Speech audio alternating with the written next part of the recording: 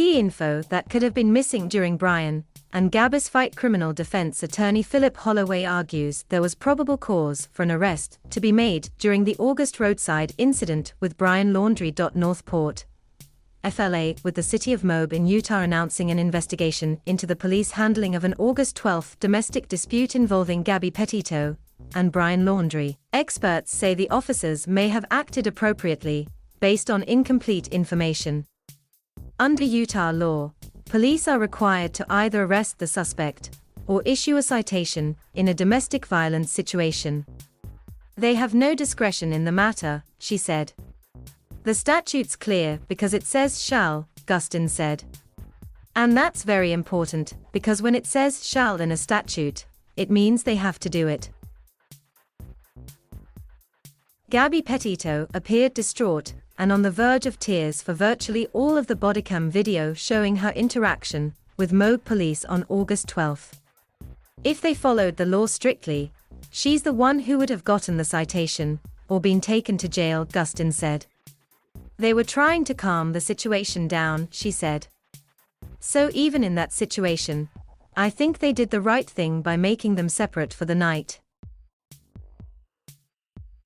However, critical information was not available to the officers at the scene. A witness had called a non-emergency line to report he had seen Laundrie slapping and hitting Petito. With that information, Gustin said police may have considered Laundrie the aggressor, not Petito, and made an arrest.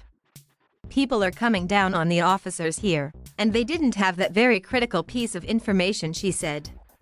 I think the dispatcher is going to be in big hot water. He was slapping her, the dispatcher asked. Yes, the caller answered. And then, we stopped. They ran up and down the sidewalk. He proceeded to hit her, hopped in the car, and they drove off.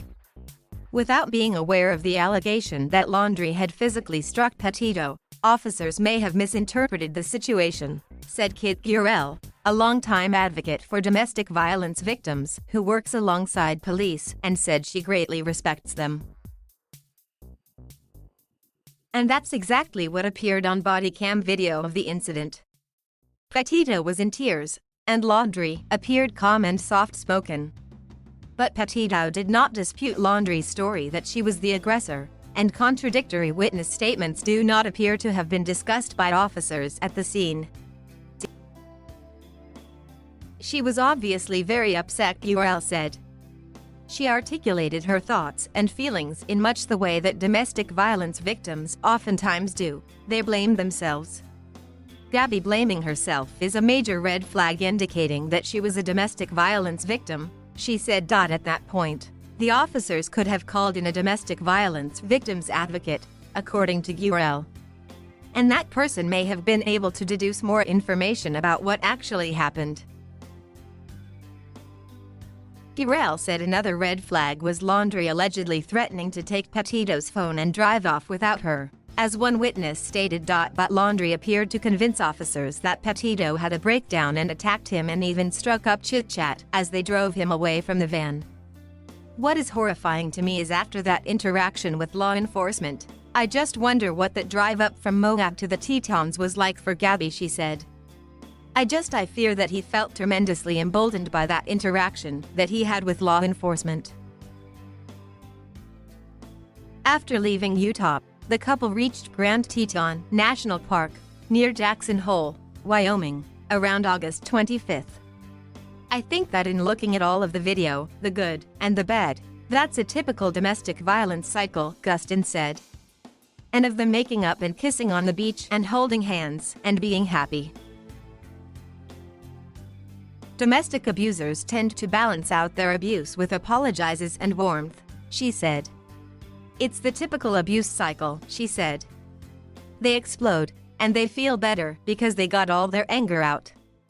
On August 27, Laundrie was seen arguing with female restaurant workers at Mary Piglet's in Jackson Hole.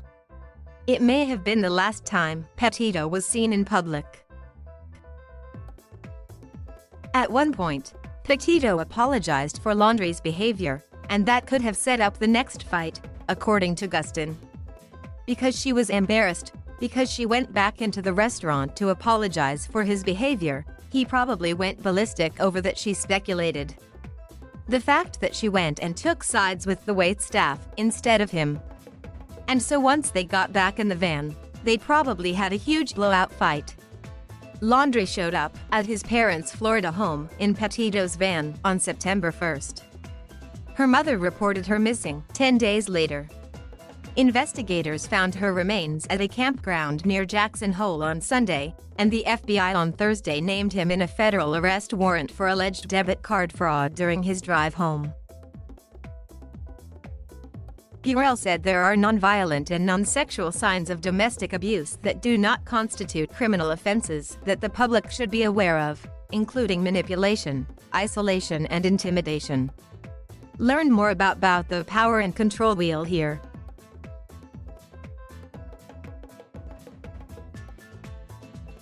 Thank you for watching. Please subscribe.